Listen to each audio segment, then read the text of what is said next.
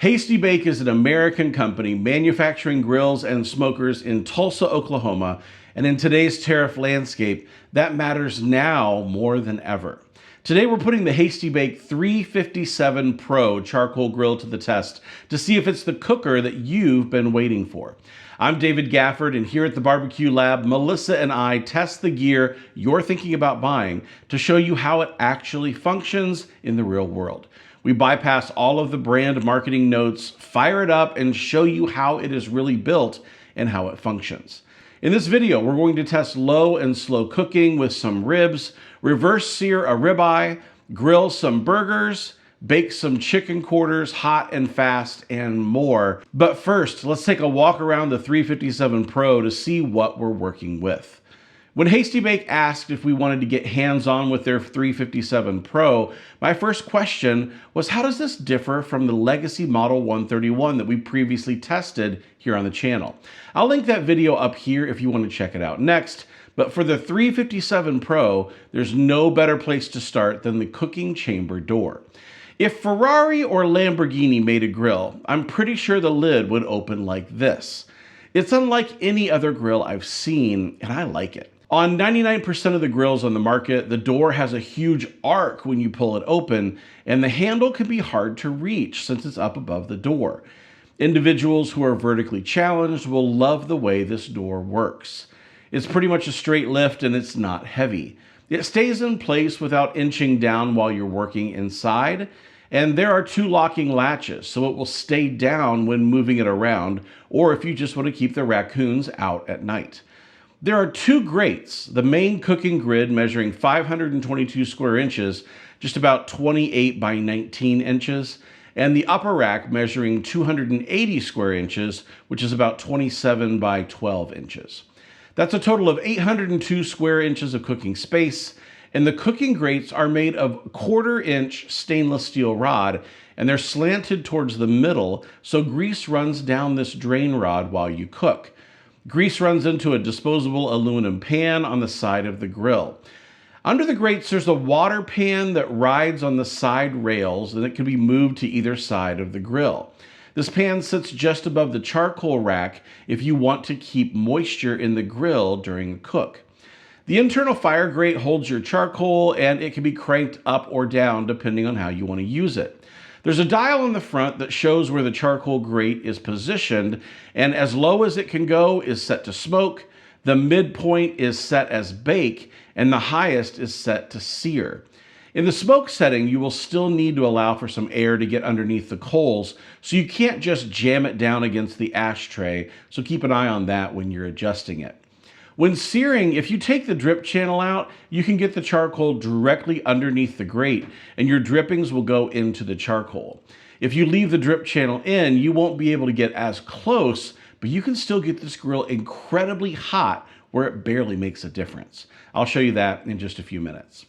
The ashtray pulls out all the way to make cleanup easy. This tray is also where we squirt the Hasty Bake lighter gel to light fires.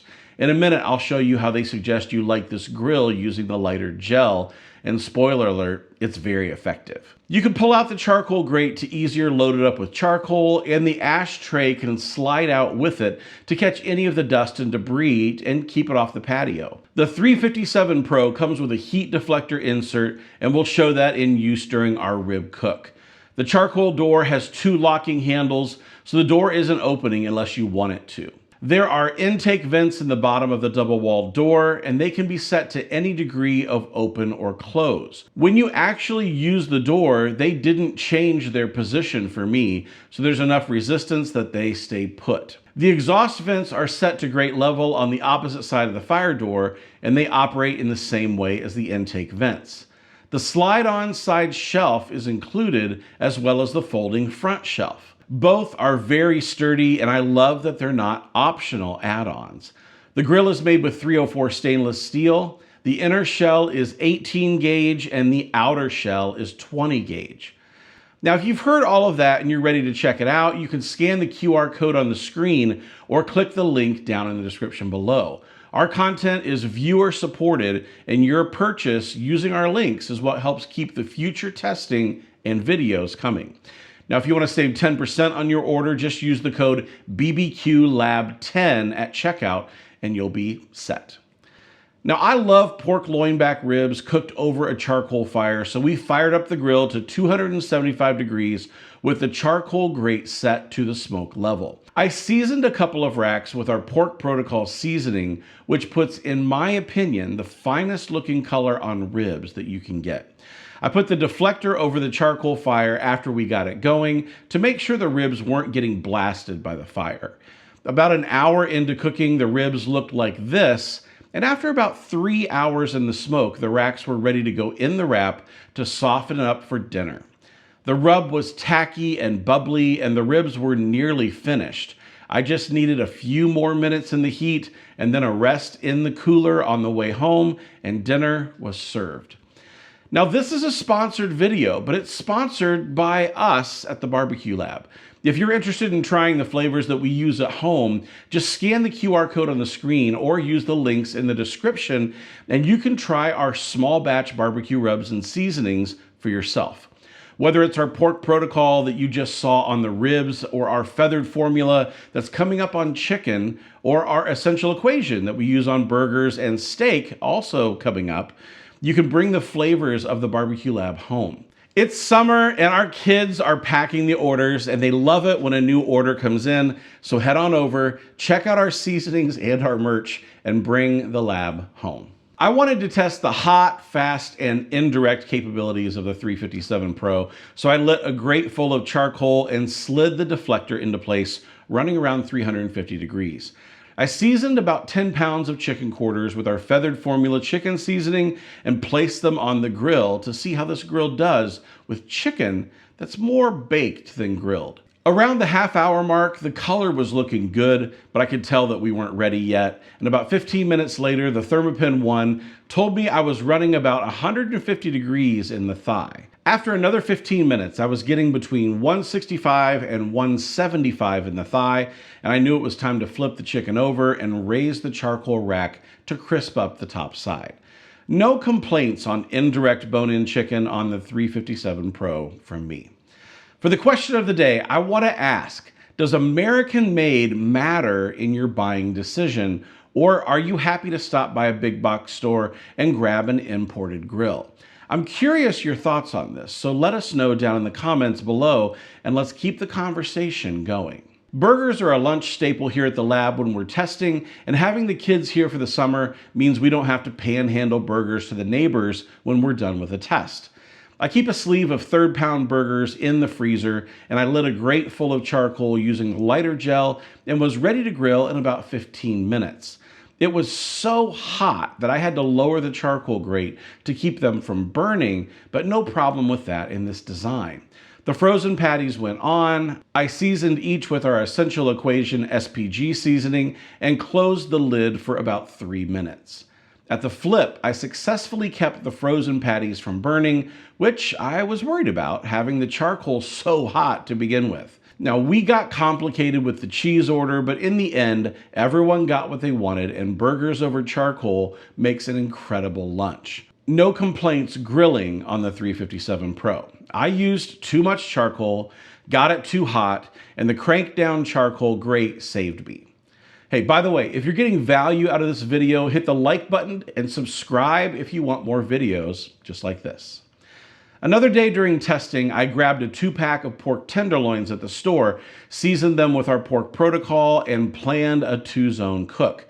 I lit the fire on the left side of the grill, leaving the right grate without any charcoal underneath. I started them out on the right side and let them come up to temperature slowly while they absorbed some smoke flavor. When we got within 20 degrees of our finished temperature, I flipped the roast over the coals to get some color on the outside before they were done.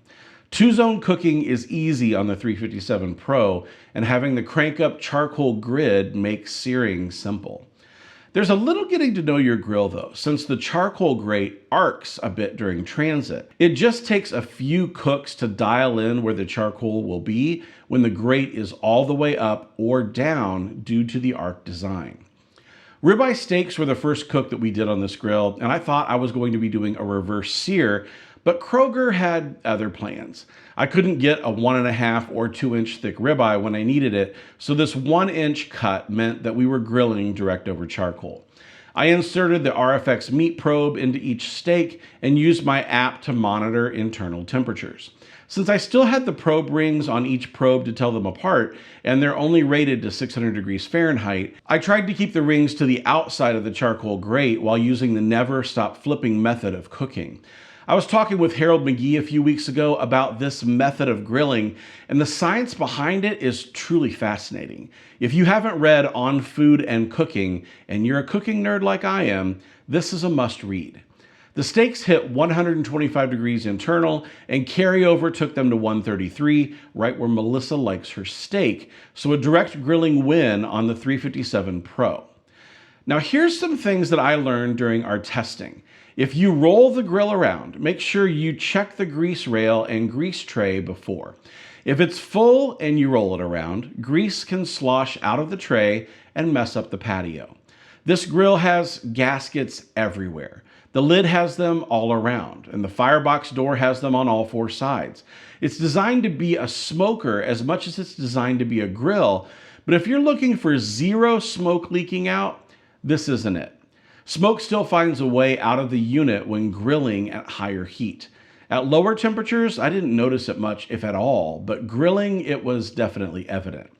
I love the stainless build on the 357 Pro. It's a heavy grill weighing in at 245 pounds, and that much 304 stainless is impressive. I really like the pull-out ashtray. Just take it out and dump it, because it's not like a Kamado where you're raking ash out a small hole in the bottom. This method is far superior in my opinion. The Crank It Up charcoal grate is a winner.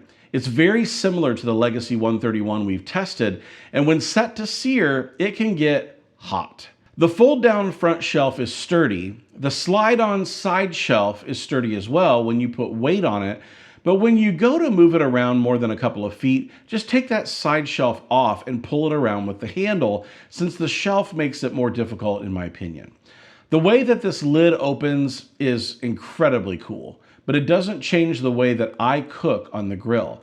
It for sure changes the way that people look at the grill, which is a lot of fun when people are over. The grill comes with a 10-year warranty, and in case you can't tell by the outside, it's set up for a rotisserie, but that's an add-on instead of being included.